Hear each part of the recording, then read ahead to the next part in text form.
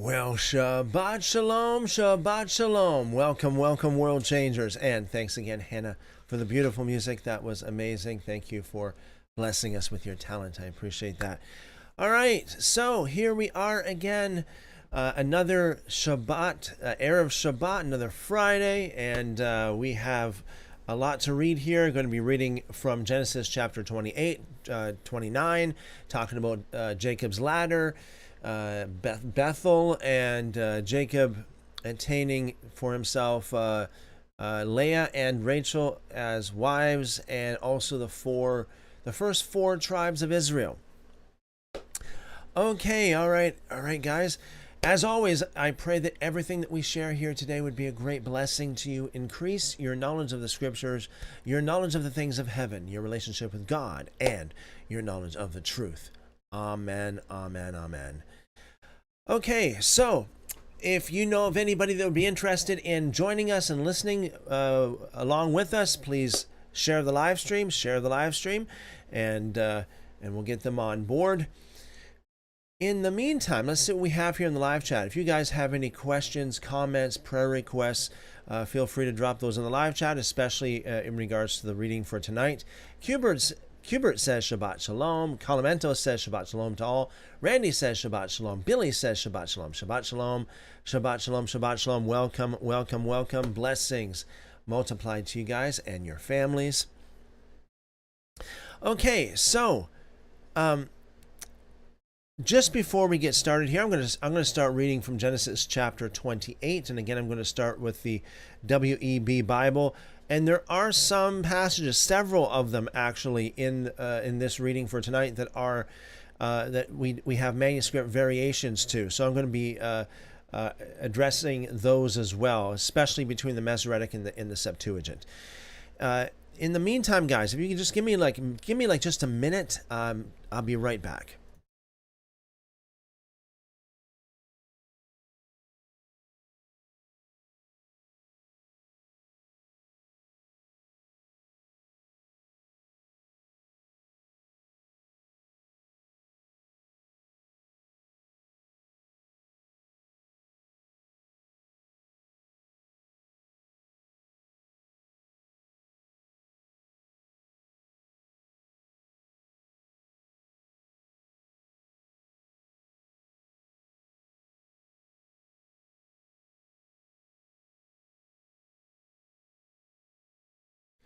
Thanks, guys, for your patience. I appreciate that. And let's finish it. It says Shabbat Shalom. Shabbat Shalom. Let's finish it. Welcome and blessings. Blessings multiplied to you and yours. All right, let's begin. We're going to be reading from Genesis chapter 28. I'm going to read, let's see here. We'll read through the chapter. It's not a very long chapter, 22 verses. We'll read through the chapter. Then I'm going to get into some of the manuscript variations. There are specifically three that I have in mind here to address. On the left-hand side, we have the World English Bible, the WEB, which is based upon the Masoretic text, as most English translations are, including the King James and NIV and NASB and all those other ones. On the right-hand side, we have the Septuagint. I'm not going to read all of the Septuagint this time, but just rather at least the major, some of the major variants here. On the left-hand side, we'll start here. Genesis chapter 28, verse 1. Isaac called Jacob, blessed him, and commanded him, "You shall not take a wife for the daughters of Canaan." First thing I think of when I read this is that Isaac seemingly knew that Jacob came earlier in the previous chapter to take the blessing, if you will, of the firstborn. And it seems like he had no problem with that. It seems like Isaac had no problem with that because he didn't rebuke him at all for it. Now, we know from the previous readings that Isaac, when Esau came in, after hunting and all that kind of stuff, Isaac found out that it was Jacob that came and basically took the blessing. But we have absolutely no record at all of Isaac rebuking Jacob for it, being angry with Jacob about that. It's like he knew what the will of God was, and he accepted it, and he just went with it.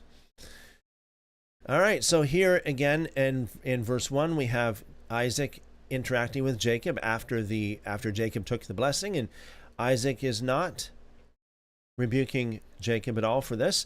Verse 2, arise, go to Padan Aram, to the house of Bethuel, your mother's father. Take a wife from there, from the daughters of Laban, your mother's brother. May God Almighty bless you and make you fruitful and multiply you, that you may be a company of peoples, and give you the blessing of Abraham to you and to your offspring with you, that you may inherit the land where you live, which God gave to Abraham,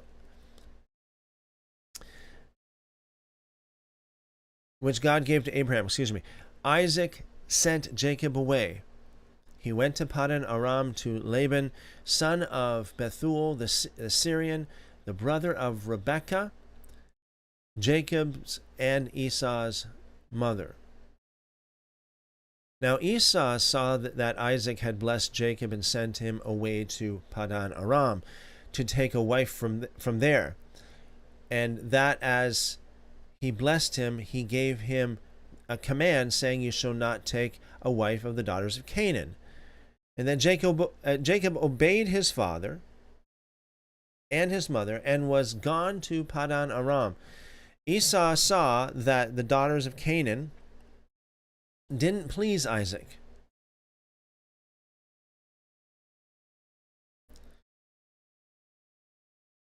His father. So Esau went to Ishmael and took, in addition to the wives that he had, Mahalath, the daughter of Ishmael, Abraham's son, the sister of Nebaioth, to be his wife.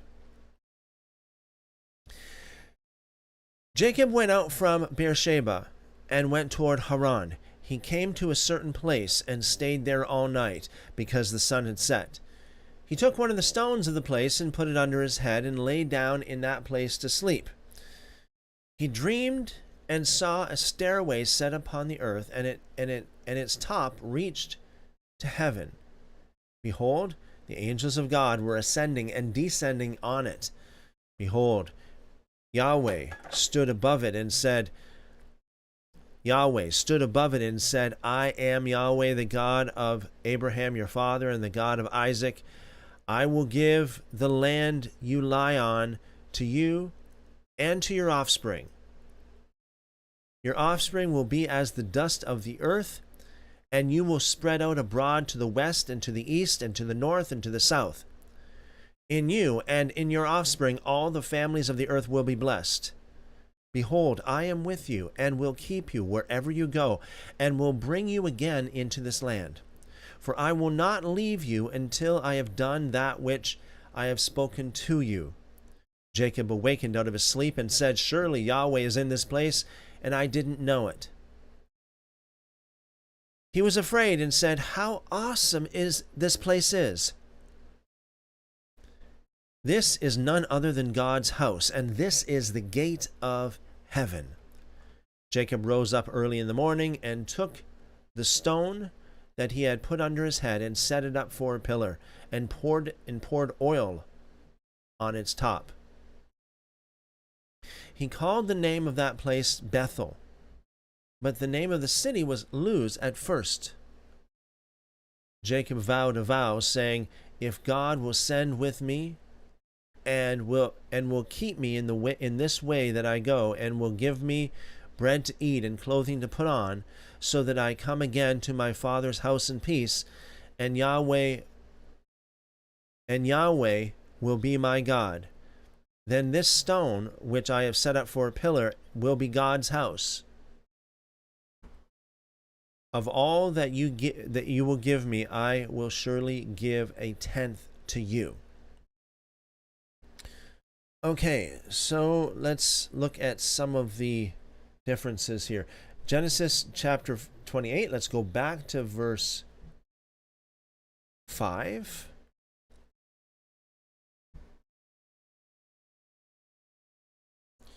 So some of the differences here in the Masoretic text, Isaac sent Jacob away, and he went to Padan Aram to Laban, son of Bethuel the Syrian, the brother of Rebekah, Jacob's and Esau's mother. Now it says Mesopotamia in the Septuagint, but as far as I understand, other Bible translations also say other things. So just a second here.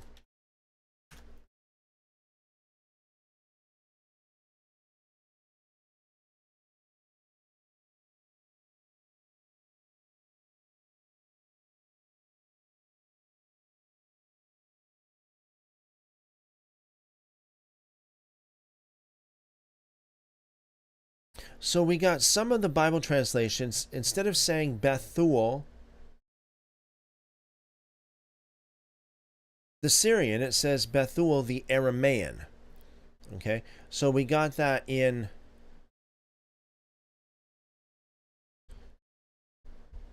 over on the left-hand side here. We have the NLT says Aramaean, NIV says Aramaean, ESV says Aramaean, CSB says Aramaean, NASB says Aramaean, and same as the LSB and the Amplified, as well as the NET. Most of them say Aramaean. However, we do have the Septuagint saying Syrian.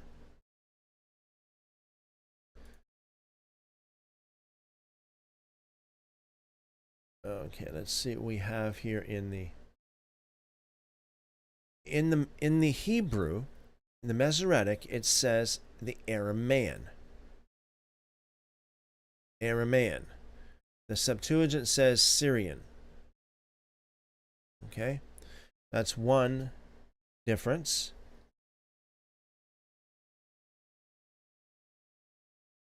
Another one is in verse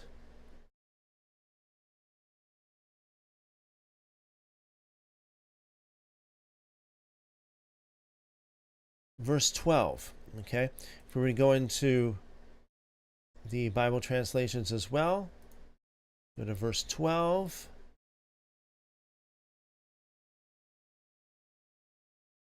Oops.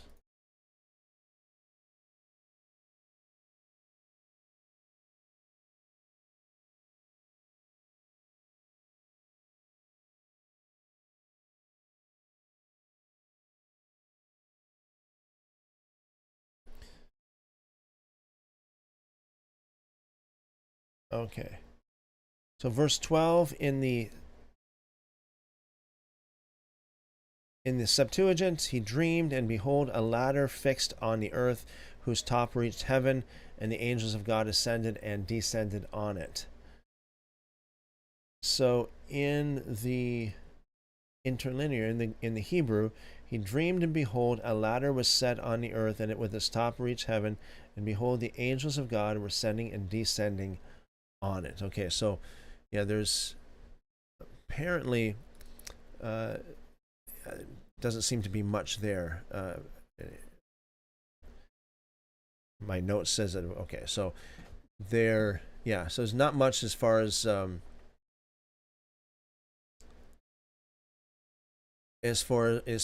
the manuscript variations there, or even the translation variations. Just give me a second here.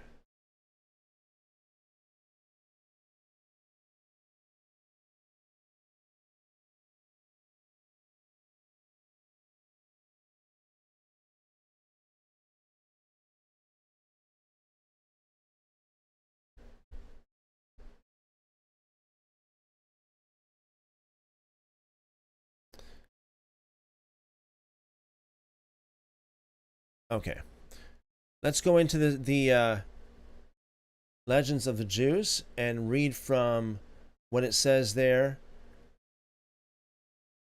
about this story.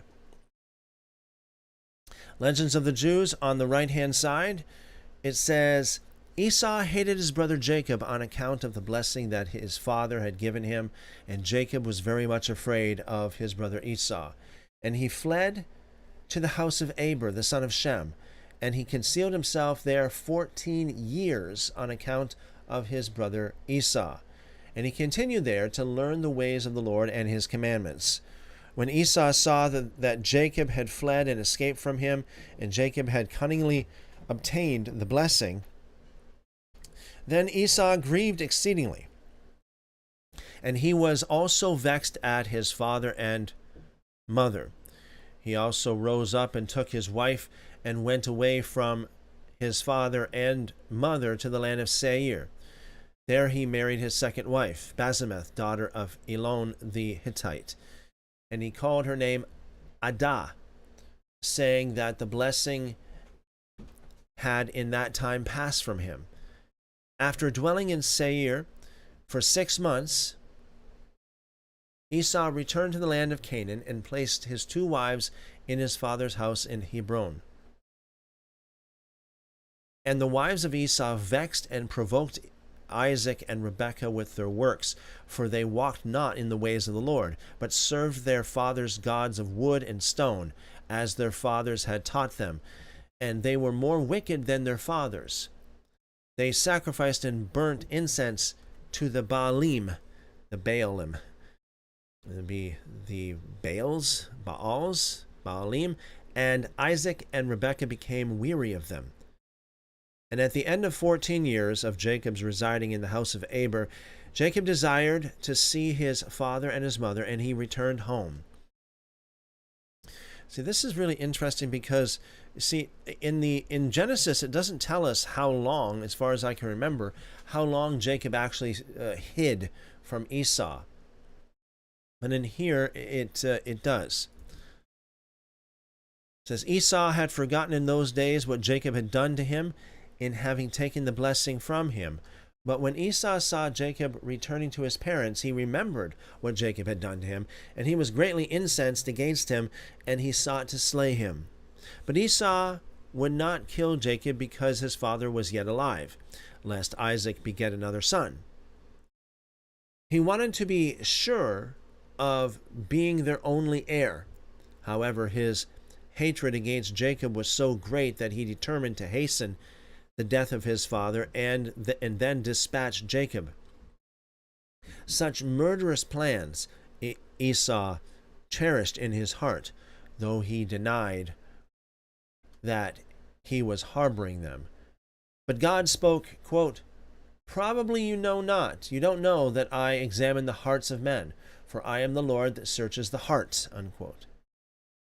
And not God alone knew the secret desires of Esau. Rebekah, like all the mothers, was a prophetess, and she delayed not to warn Jacob of the danger that hung over him. "Your brother," she said to him, is as sure of accompanying his wicked purpose as though you were dead. Now therefore, my son, obey my voice and arise, flee to Laban my brother, to Haran, and tarry with him for 7 years, until your brother's fury turn away." In the goodness of her heart, Rebekah could not but believe that the anger of Esau was only a fleeting passion and would disappear in the course of time. But she was mistaken. His hate persisted until the end of his life. Courageous as he was, Jacob would not run away from danger. He said to his mother, "I am not afraid. If he wishes to kill me, I will kill him." To which she replied, "Let me not be bereaved of both my sons in one day." By words of Rebekah again showed her prophetic gift. As she spoke, so it happened. When their time came, Esau was slain while the burial of Jacob was taking place.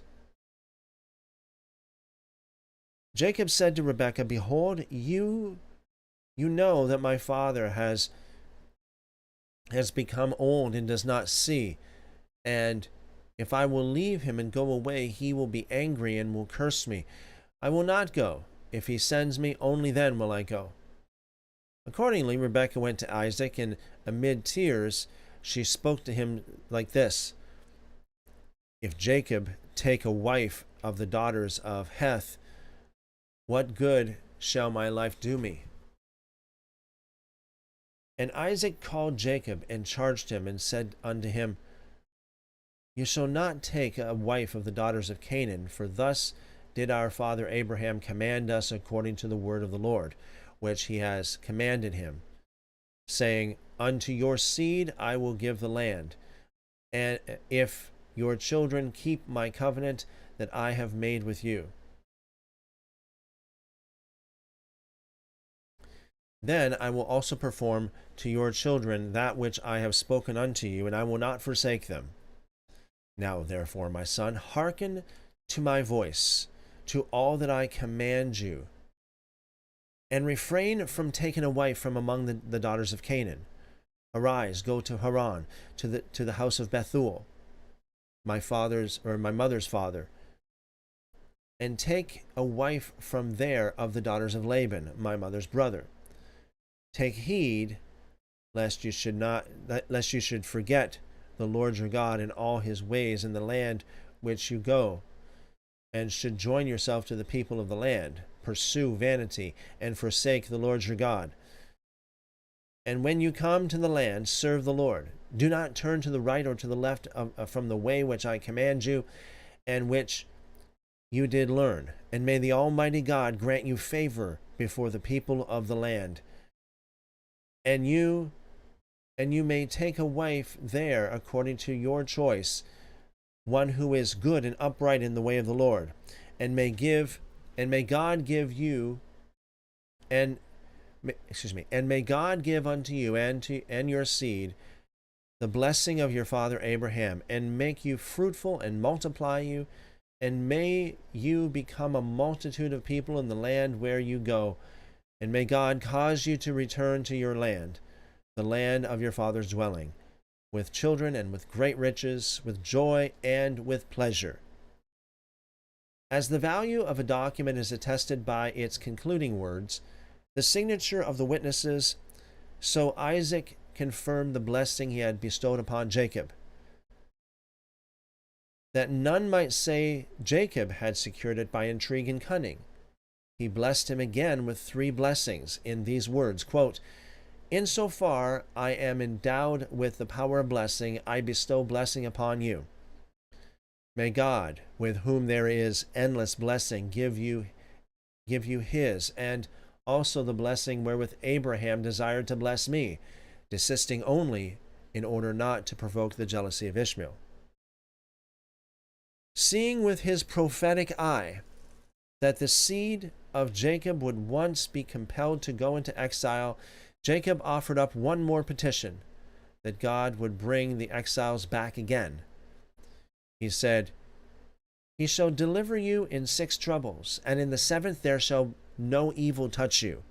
And also Rebekah prayed to God in behalf of Jacob, quote, O Lord of the world, let not the purpose prosper which Esau harbors against Jacob, but put a bridle upon him, and that he accomplish not all he wills to do, unquote. When Esau observed that even his father's love had passed from him to Jacob, he went away to Ishmael, and he addressed him as follows, quote, Lo, as your father gave all his possessions to your brother Isaac, and dismissed you with empty hands, so my father purposes to do to me. Make yourself ready then, go forth and slay your brother, and I will slay mine, and then we too shall divide the whole world between us, unquote. And Ishmael replied, Why do you want me to slay your father? You can do it yourself. Esau said, It has happened aforetime that a man killed his brother, Cain murdered Abel, but that a son should kill his father is unheard of, unquote. Esau did not really shrink back from parricide. Only it chanced not to fit the plan he had hatched. Quote, If Ishmael slays my father, he said to himself, I am the rightful redeemer, and I shall kill Ishmael to avenge my father. And if then I murder Jacob too, everything will belong to me as the heir of my father and my uncle." Unquote. This shows that Esau's marriage with Mahalath, the daughter of Ishmael and grandchild of Abraham, was not concluded out of regard for his parents, who were opposed to his two other wives, daughters of the Canaanites. All he desired was to enter into amicable relations with Ishmael in order to execute his devilish plan. But Esau reckoned without his host. The night before his wedding with Mahalath, Ishmael died, and Nebaioth, the son of Ishmael, stepped into his father's place and gave away his sister. How little it had been in Esau's mind to make his parents happy by taking a granddaughter of Abraham to wife appears from the fact that he kept his two other wives, the Canaanitish women. The daughter of Ishmael followed the example of her companions, and thus she but added to the grief caused the parents of Esau by their daughters-in-law. And the opportunity might have been a most favorable one for Esau to turn aside from his godless ways and amend his conduct. For the bridegroom is pardoned on his wedding day for all his sins committed in years gone by. Scarcely had Jacob left his father's house when Rebekah began to weep, for she was sorely distressed about him. Isaac comforted her, saying, "Weep not for Jacob. In peace does he depart, and in peace he will return. The Lord God Most High will guard him against all evil and will be with him. He will not forsake him all the days of his life. Have no fear for him, for he walks on the right path. He is a perfect man, and he has faith in God. He will not perish." Statutes of the Lord says, "Happy Sabbath." Welcome, welcome, blessings. Happy Sabbath. Happy Sabbath, blessings to you. And Craig says, Shabbat Shalom, family. Blessings to you and your loved ones. Thank you very much, Craig. Shabbat Shalom, blessings multiplied back to you. Good to see you.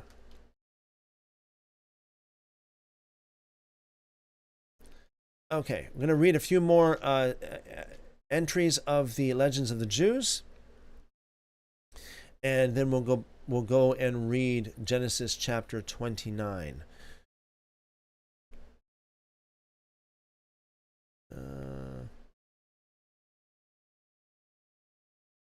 Okay, here we are. Jacob pursued by Eliphaz and Esau.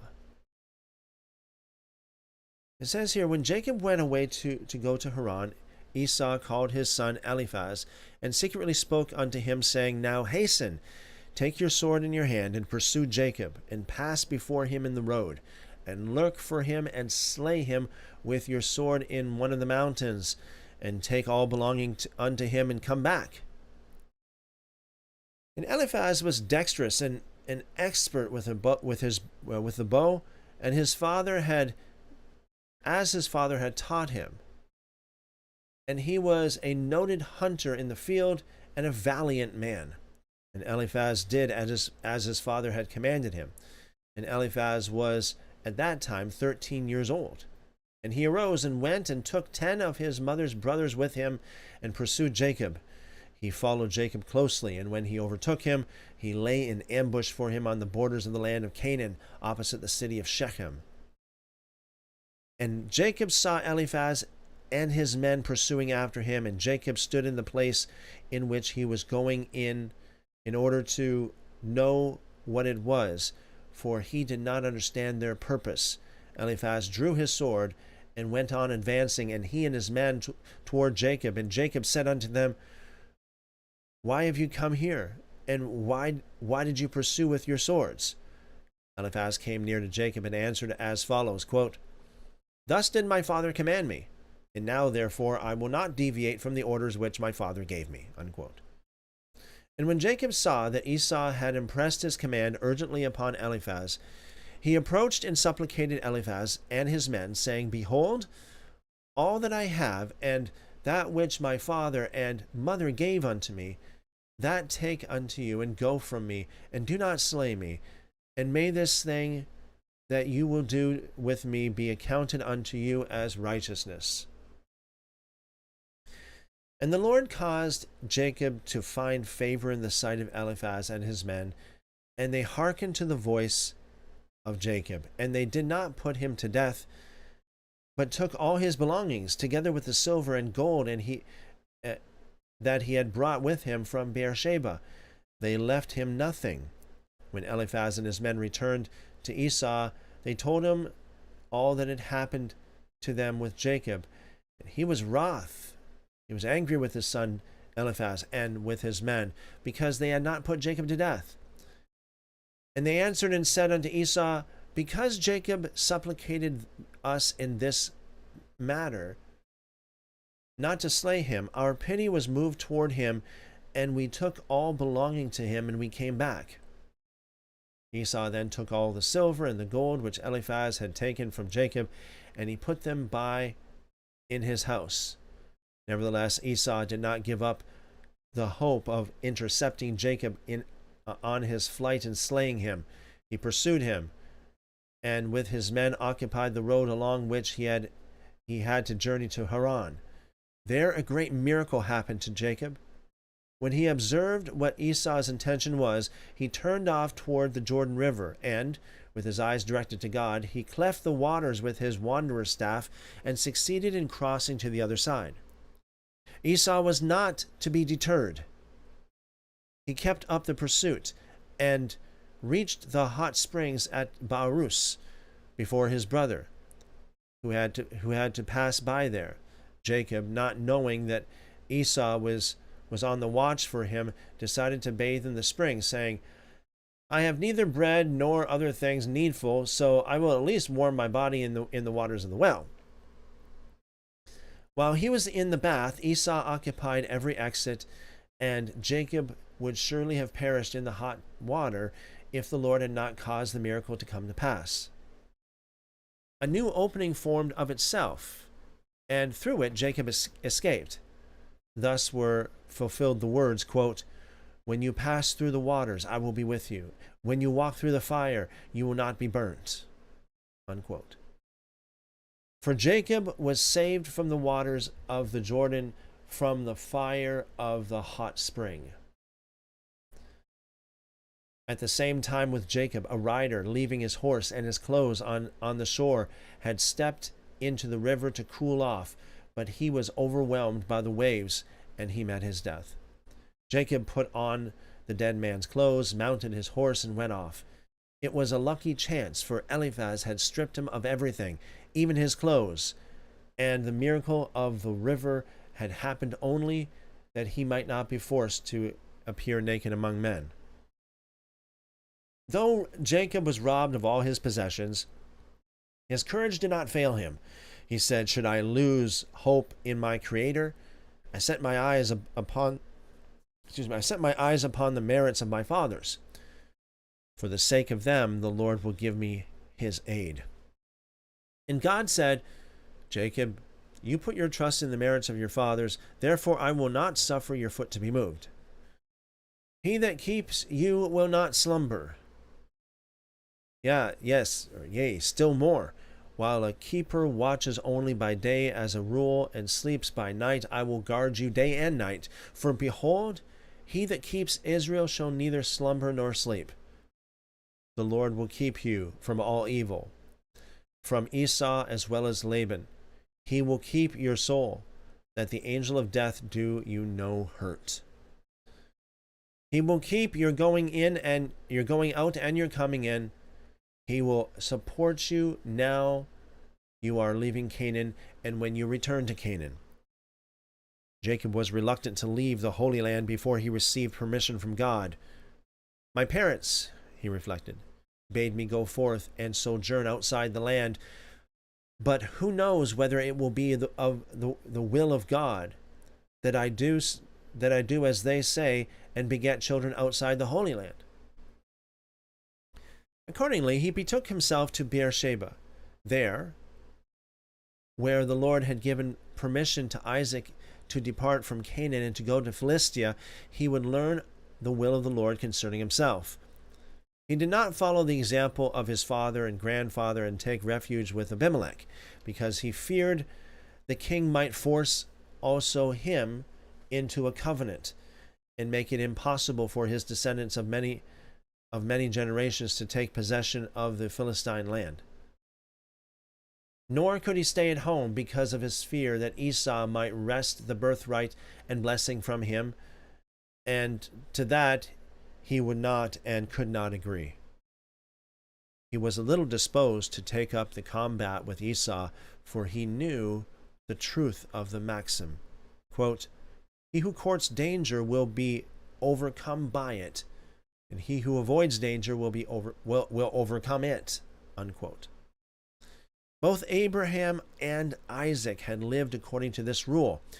His grandfather had fled from Nimrod, and his father had gone away from the Philistines. Day of Miracles. Jacob's journey to Haran was a succession of miracles. The first of the 5 that befell for his sake in the course of it was that the sun sank while Jacob was passing Mount Moriah, though it was high noon at the time.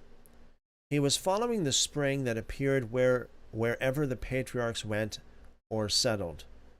It accompanied Jacob from Beersheba to Mount Moriah, a 2 days' journey.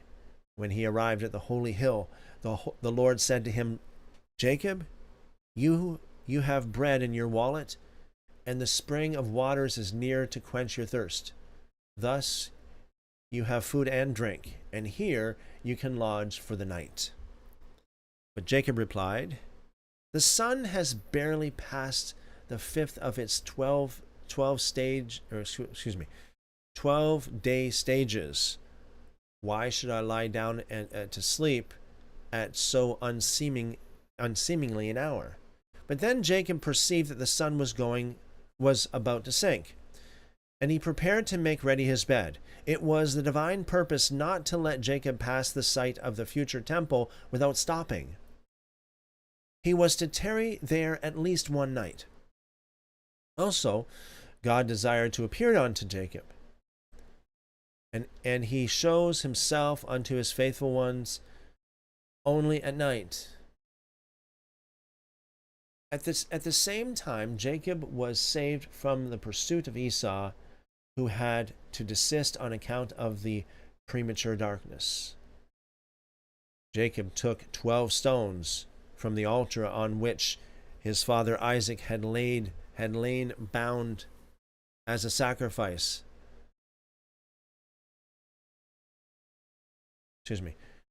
Jacob had took 12 stones from the altar on which his father Isaac had laid bound as a sacrifice, and he said, quote, "It was the purpose of God to let 12 tribes arise, but they have not been begotten by Abraham or Isaac. If now these 12 stones will unite into a single one, then shall I know for a certainty that I am destined to become the father of the 12 tribes." Unquote. At this time, the second miracle came to pass. The 12 stones joined themselves together and made one, which he put under his head, and at once it became soft and downy like a pillow. It was well that he had a comfortable couch. Now, this is something, this is really, really interesting, because this is something, I was thinking about this just the other day, like, how could somebody actually use a stone as a pillow? Can you imagine what kind of sleep you would have if you actually used a stone as a pillow?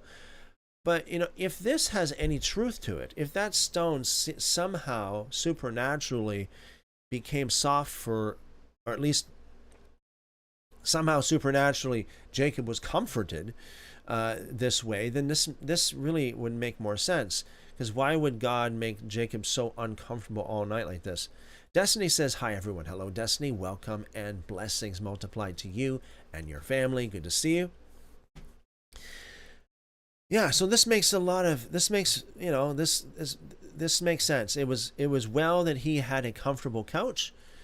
It says he was in great need of rest, for it was the first night in 14 years that he did not keep vigils. During all those years passed in Eber's house of learning, he had devoted the nights to study. This is amazing, right? Because actually, you know what we're doing? We're studying here, aren't we? Right? We're doing what Jacob did here, according to this. Study. It says here, and for 24 years to come, he was not to sleep. Excuse me. And for 20 years to come, he was not to sleep. For while he was with his uncle Laban, he spent all the night and every night reciting the Psalms. On the whole, it was a night of marvels. He dreamed a dream in which the course of the world's history was unfolded to him. On a ladder set up on the earth, with the top of it reaching to heaven, he beheld the two angels who had been sent to Sodom. Now again, we don't get this kind of detail in Genesis, do we? Moving on, it says, for 138 years, they had been banished from the celestial regions because they had betrayed their secret mission to Lot. I'll say that again. For 138 years, they had been banished from the celestial regions because they had betrayed their secret mission to Lot. They had accompanied Jacob from his father's house there, and now they were ascending heavenward. When they arrived there, he heard them call the other angels and say, quote, come and see the countenance of the pious Jacob, whose likeness appears on the divine throne. You who yearned long to see it. Unquote. And then he beheld the angels descend from heaven to gaze upon him. He also saw the angels of the four kingdoms ascending the ladder. Now, this is really, really interesting. I never thought of this either. I never thought of this before. Because it just says in Genesis that he saw. Yeah, okay, so all it says in Genesis here in verse 12, behold, the angels of God were ascending and descending on it. But it doesn't tell us what they were doing. Right? Because like, what do you think it was? Like just some heavenly amusement park? Like were they just having fun going up and down the ladder? Like just going up and down? Well, let's slide down it. All right, let's climb up it. All right, let's slide down it again. Was it some kind of just, or did they actually have purpose? And if so, what was it? And so this is what the Legends of the Jews expounds upon, the purpose.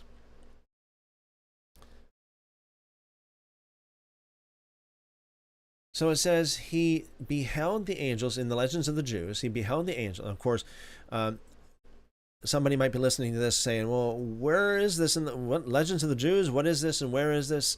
This is a compilation that was put together over 100 years ago by a gentleman by the name of Louis Ginsburg, and he took numerous ancient Jewish sources and put them all together in chronological order, such as the Book of Jasher, the Book of Jubilees, and many of the other legends and Midrash and some of the oral Torah and such, and this kind of stuff. He put it all together in one long flowing chronological document, and he called it the Legends of the Jews. I am reading from the Legends of the Jews, Book 1, Chapter 6, about a third of the way down through the chapter. So it says, he beheld the angels descend from heaven to gaze upon him. He also saw the angels of the four kingdoms ascending the ladder. The angel of Babylon mounted 70 rounds, the angel of Media 52, that of Greece 180, and that of Edom mounted very high, saying, I will ascend above the heights of the clouds. I will be like the Most High. And Jacob heard a voice remonstrating, quote, Yet ye shall be brought down to hell, to the uttermost parts of the pit. God himself reproved Edom, saying, Though you mount on high as the eagle, and though your nest be set above the stars, I will bring you down from there. Again, this is quite interesting. So the angel of Edom, or that which would be of Esau,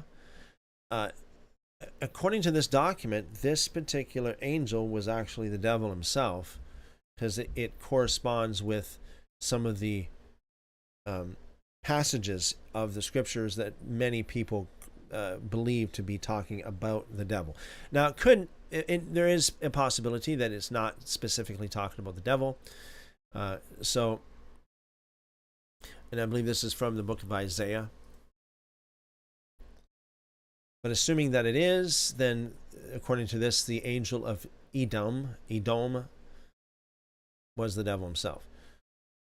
Moving on here, it says, Furthermore, God showed unto Jacob the revelation at Mount Sinai, the translation of Elijah, the temple in its glory and in its spoliation, Nebuchadnezzar's attempt to burn the 3 holy children in the fiery furnace, and Daniel's encounter with Bel. By the way, Daniel's encounter with Bel, this is interesting, because this sticks out to me, because Daniel's encounter with Bel.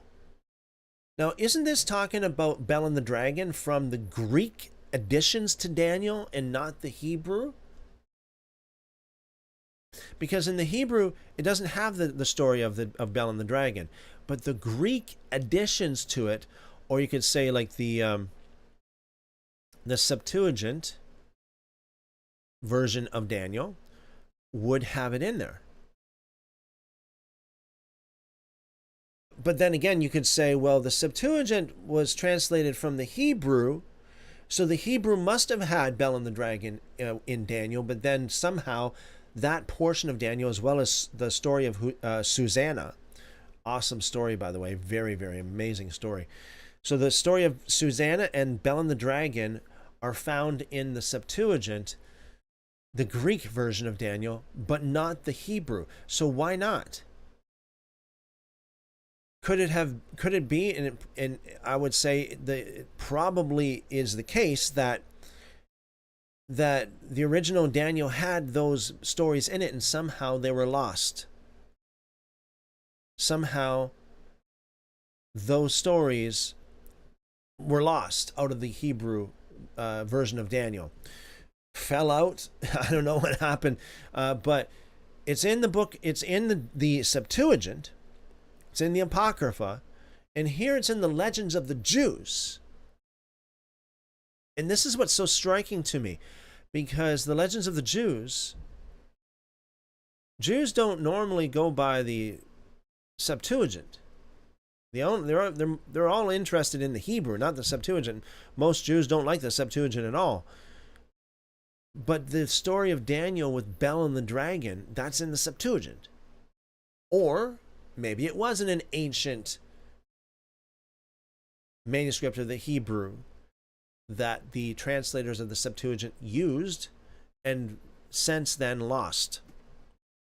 So we only have the Greek version of it now, or the Greek translation of it now, instead of the Hebrew. Yeah, so this is striking to me.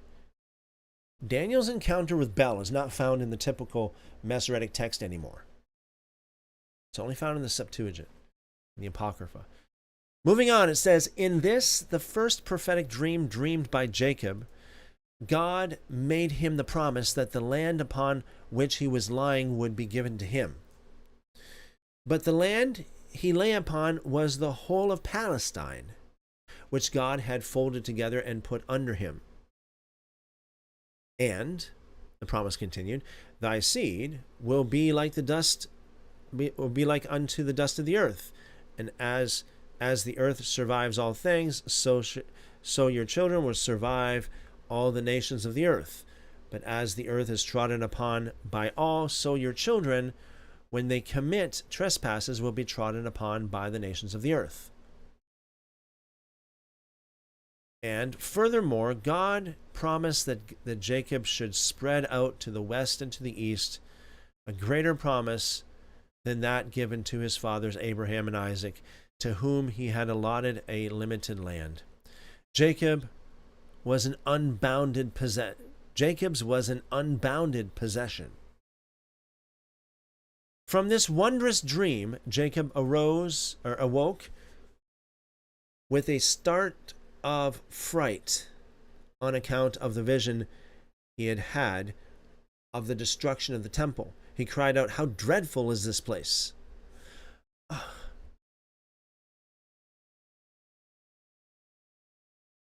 Yeah, so this is something. Again, Genesis 28, verse 17.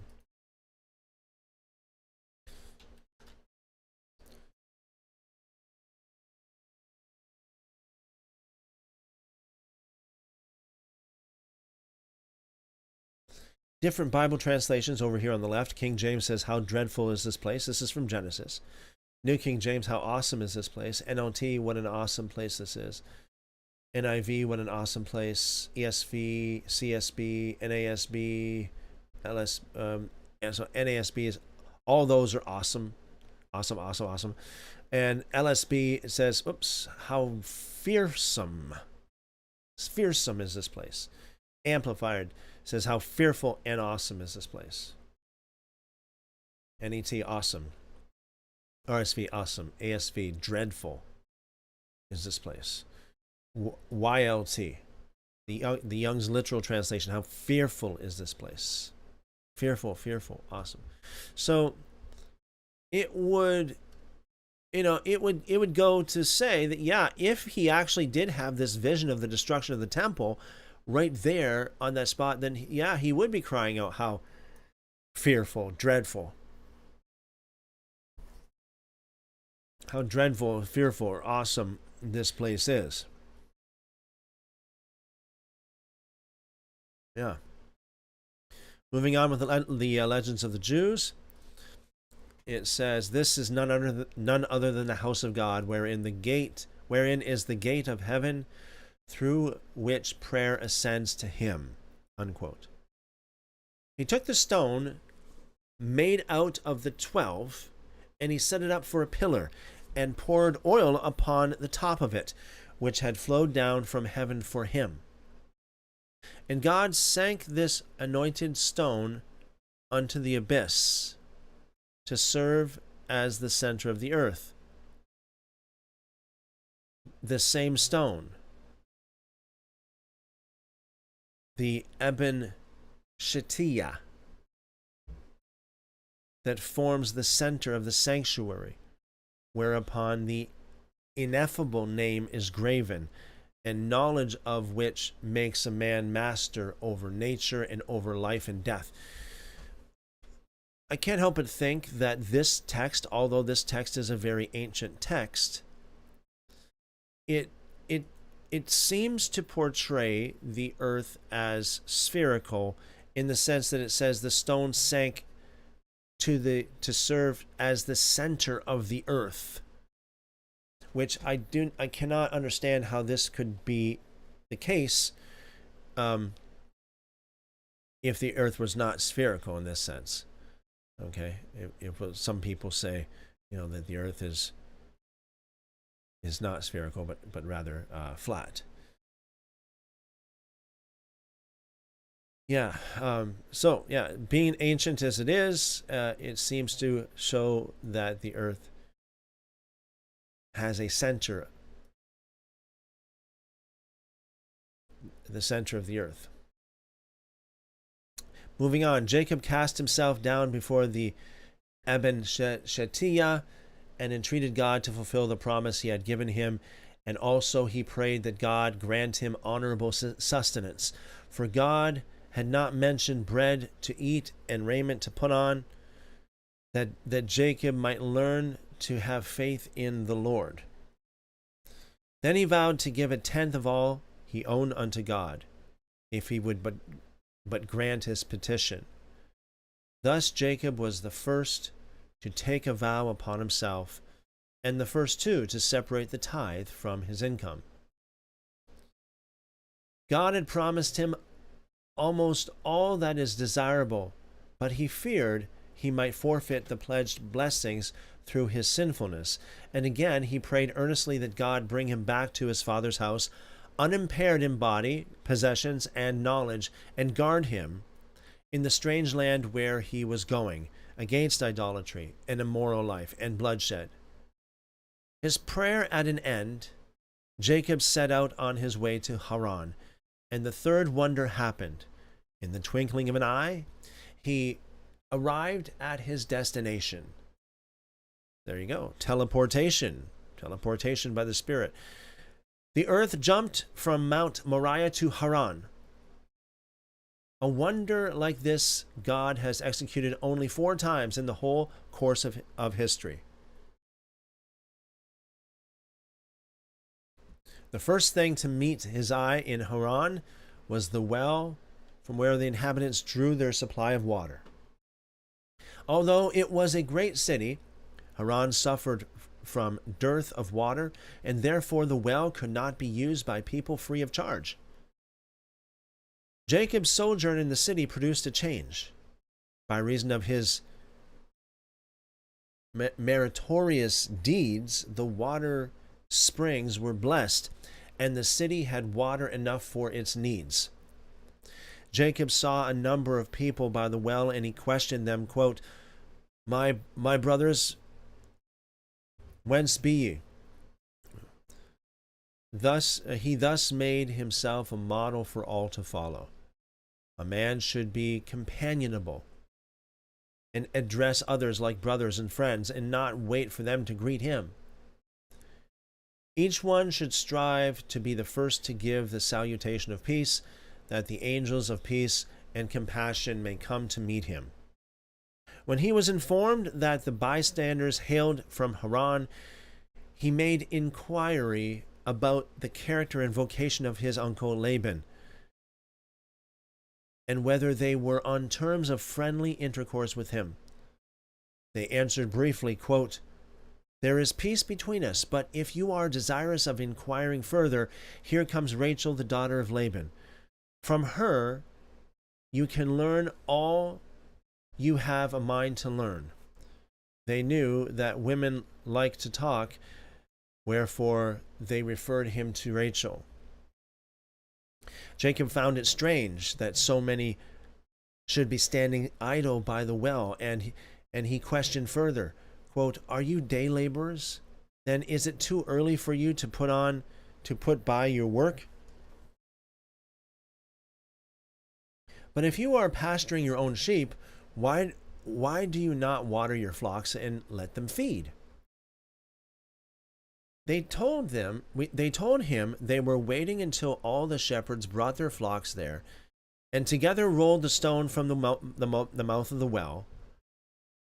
While he was yet speaking with them, Rachel came with her father's sheep, for Laban had no sons, and a pest having broken out shortly before among his cattle, so few sheep were left that a maiden like Rachel could easily tend them. Now when Jacob saw the daughter of his mother's brother approaching, he rolled the great stone from the mouth of the well as easily as a cork is drawn from a bottle. The fourth wonder of this extraordinary day. Jacob's strength was equal to the strength of all the shepherds. With his 2 arms alone, he accomplished what usually requires the united forces of a large assemblage of men. He had been divinely endowed with this supernatural strength on leaving the Holy Land. God had caused the dew of the resurrection to drop down upon him, and his physical strength was so great that even in a combat with the angels he was victorious. The fifth and last wonder of the day was that the water rose from the depths of the well to the very top. There was no need to draw it up, and there it remained all the 20 years that Jacob abode in Haran. So the next passage, Jacob with Laban.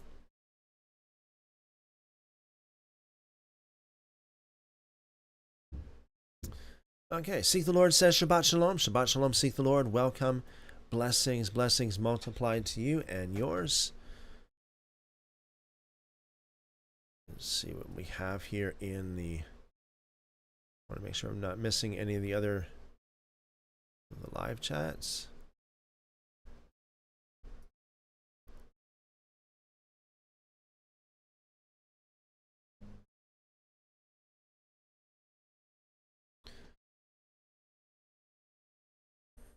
Okay.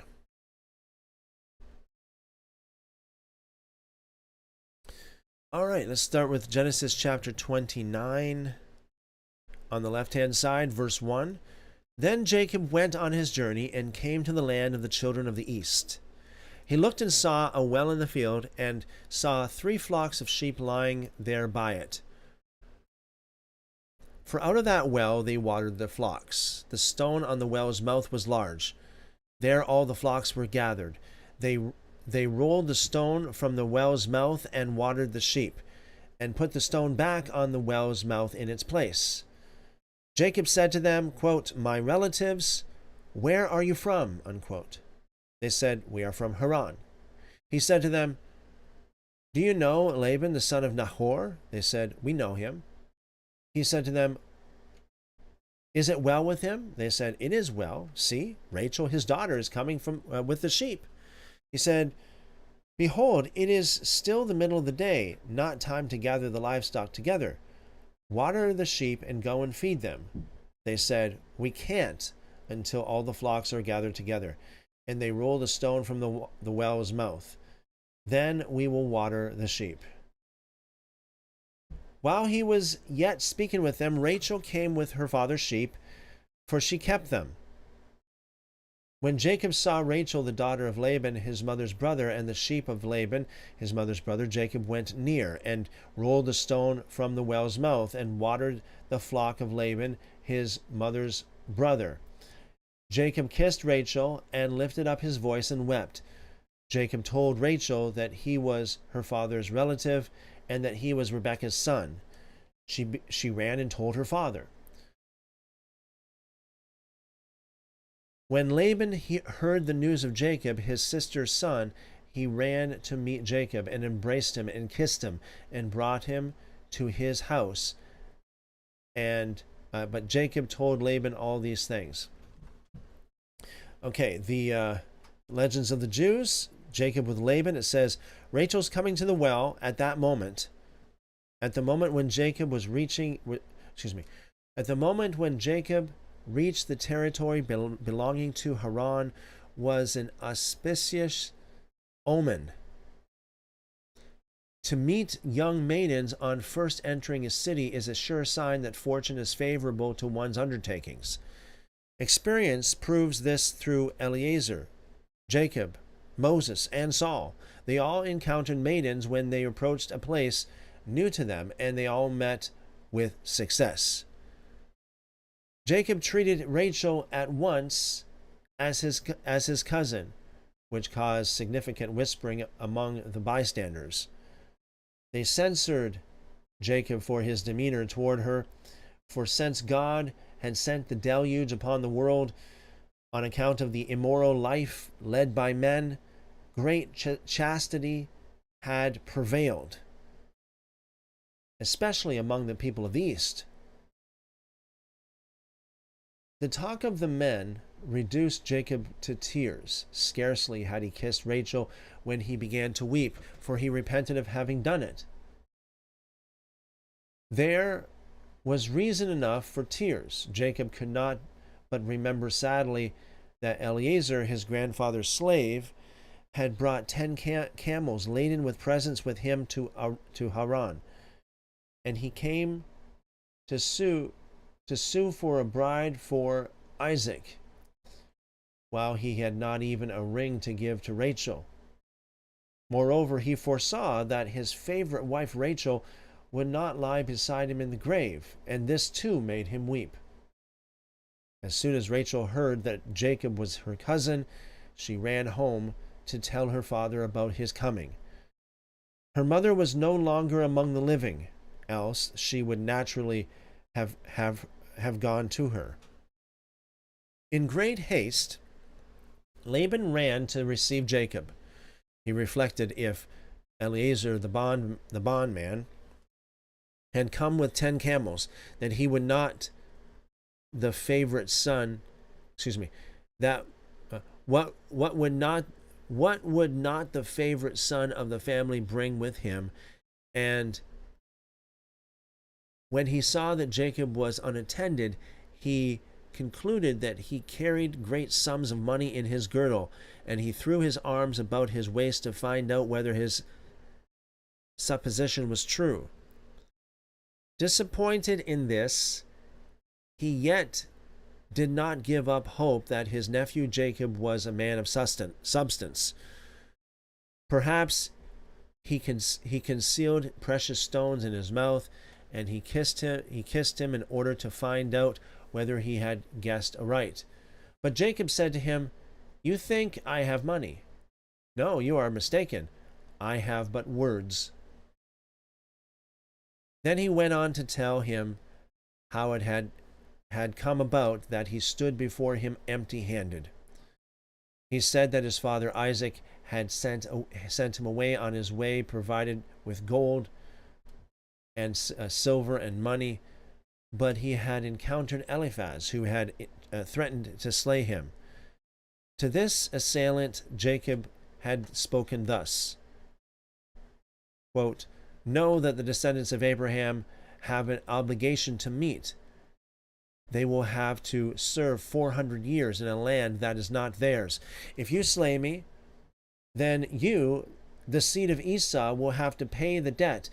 If it were better, therefore, to take all that I have and spare my life, so that what is owing may be paid by me." Hence, Jacob continued, "I stand before you bare of all the substance carried off by Eliphaz." This tale of his nephew's poverty filled Laban with dismay. "What," he exclaimed, "shall I give food? Shall I have to give food and drink for a month or perhaps even a year to this fellow who has come to me empty-handed?" He betook himself to his teraphim to ask them for counsel upon the matter, and they admonished him, saying, "Beware of sending him away from your house. His star and his constellation are so lucky that good fortune will attend all his undertakings, and for his sake the blessing of the Lord will rest upon all you do, in your house or in your field." Unquote. Jacob was satisfied with the advice of the teraphim, but he was embarrassed as to the way in which he was to attach Jacob to his house. He did not venture to offer him service, lest Jacob's conditions be impossible of fulfillment. Again, he resorted to the teraphim and asked them with what reward to tempt his nephew, and they replied, quote, "A wife is his wage. He will ask nothing else of you but a wife. It is his nature to be attracted by women, and whenever he threatens to leave you, do but offer him another wife, and he will not depart." Laban went back to Jacob and said, "Tell me, what shall your wages be?" And he replied, "Do you think that I came here to make money? I came only to get me a wife." Unquote. For Jacob had no sooner beheld Rachel than he fell in love with her and made her a proposal of marriage. Rachel consented by adding the warning, quote, "My father is cunning, and you are not his match." Jacob said, "I am his brother in cunning." Rachel said, "But is deception becoming unto the pious?"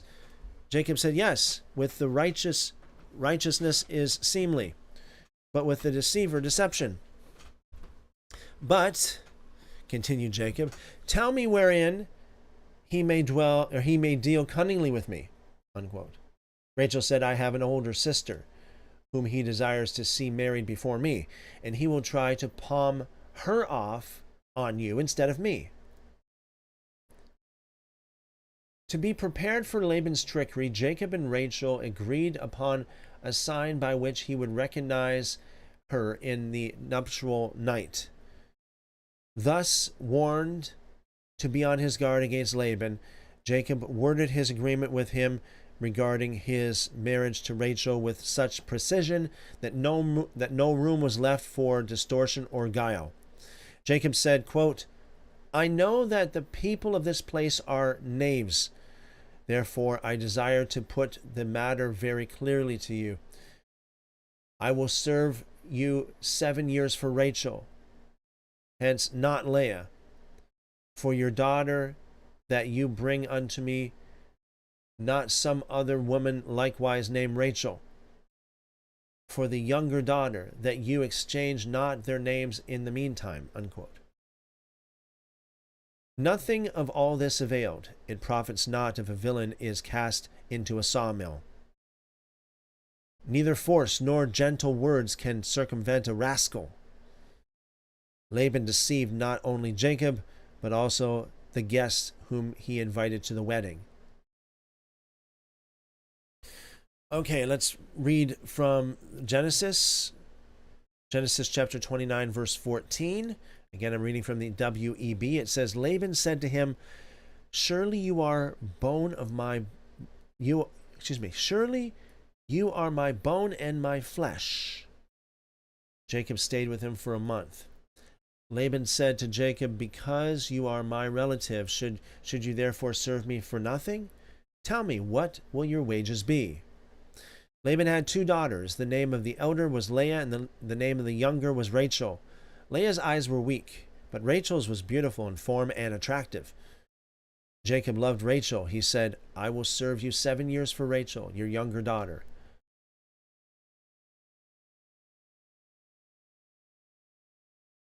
Laban said, it is better that I give her to you than I should give her to another man. Stay with me.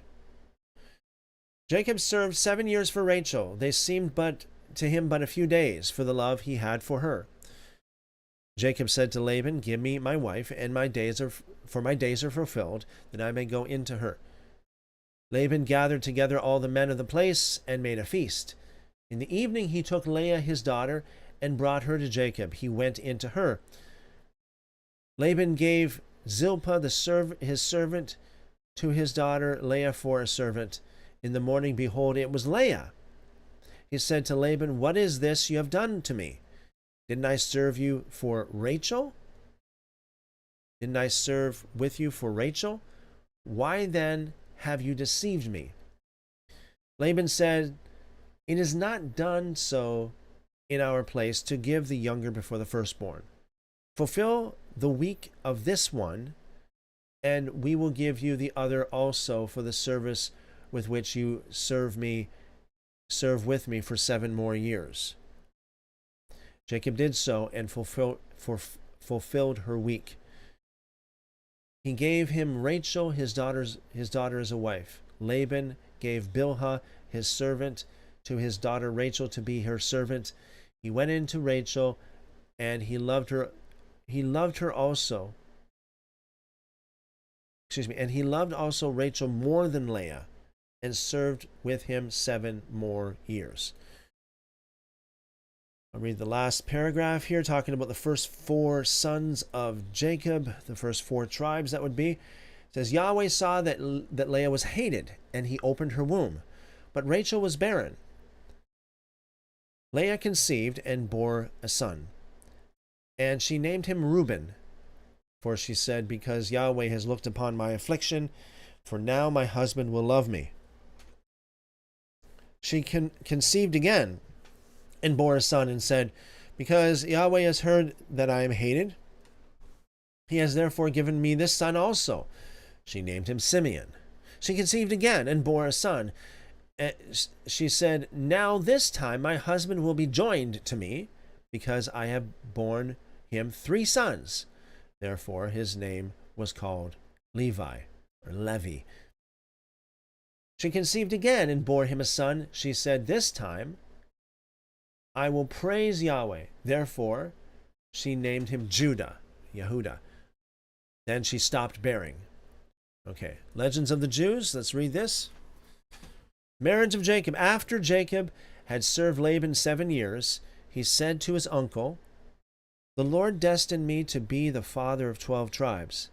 I am now 84 years old.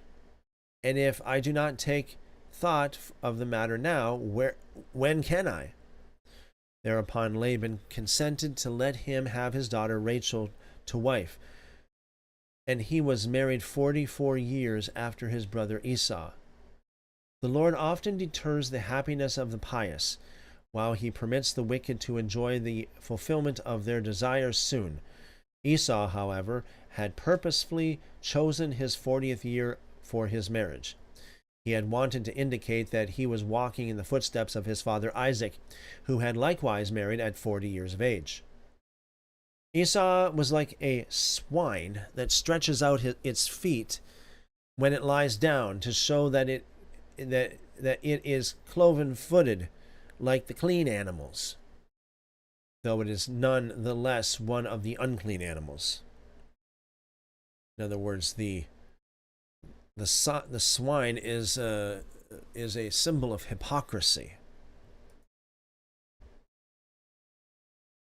It says, until his 40th year, Esau made a practice of violating the wives of other men.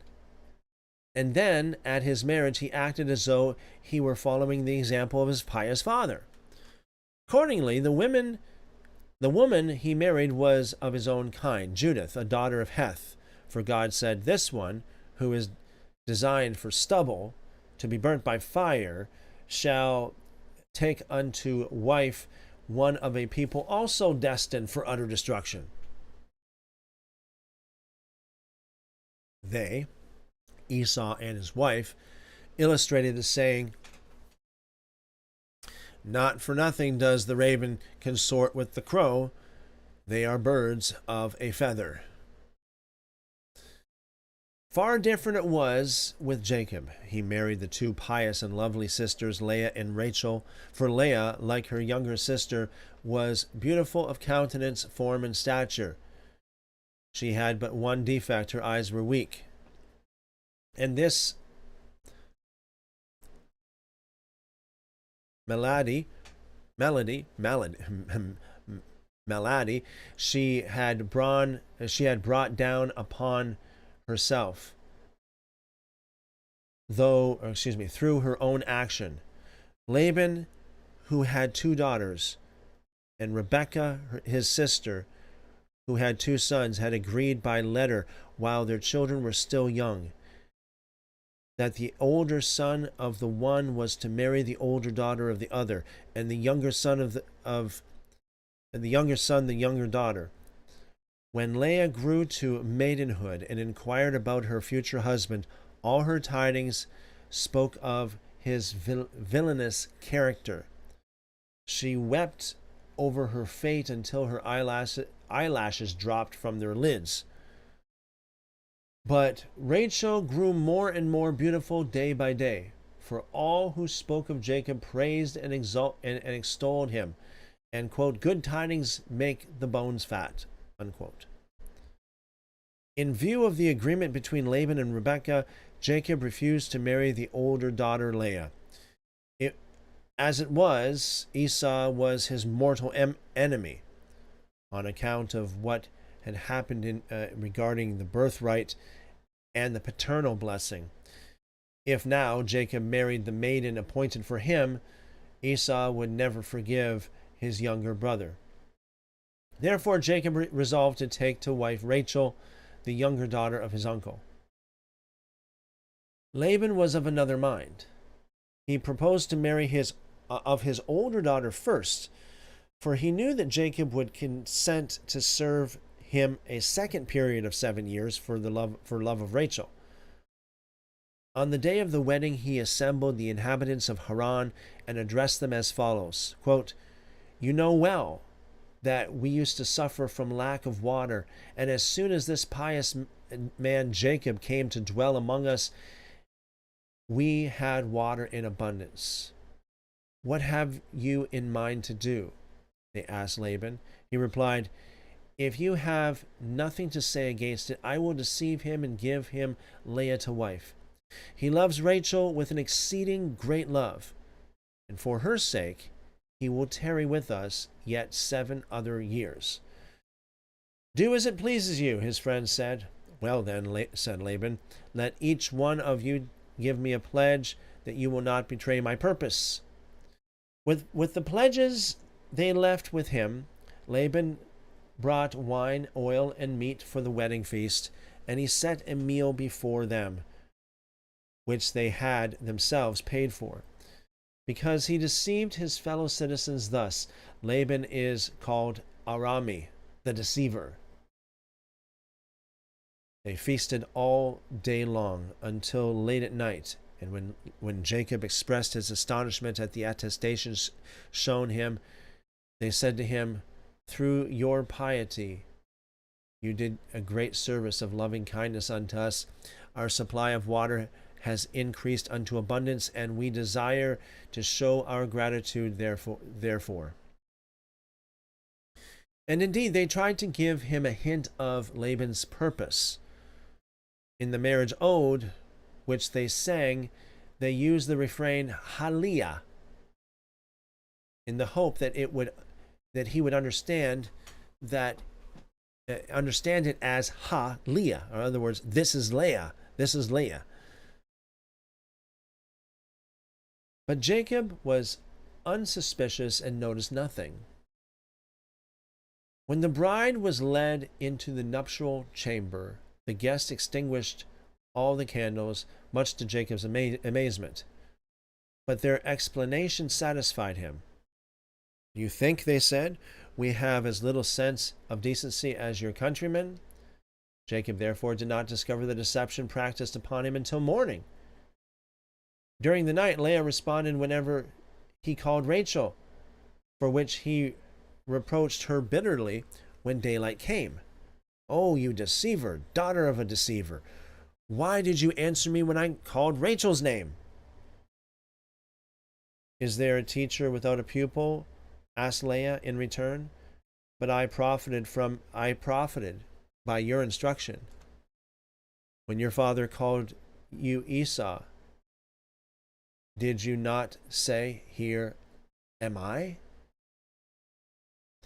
Jacob was greatly enraged against Laban, and he said to him, why did you deal treacherously with me? Take back your daughter and let me depart, seeing you did act wickedly toward me. Laban pacified him, however, saying, it is not so done in our place to give the younger before the firstborn.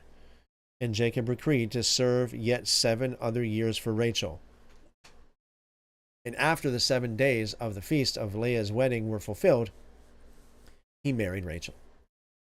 With Leah and Rachel, Jacob received the handmaids Zilpah and Bilhah, 2 other daughters of Laban, whom his concubines had born unto him.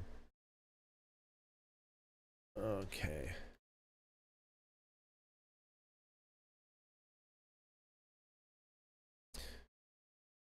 All right. With that, I am done reading here.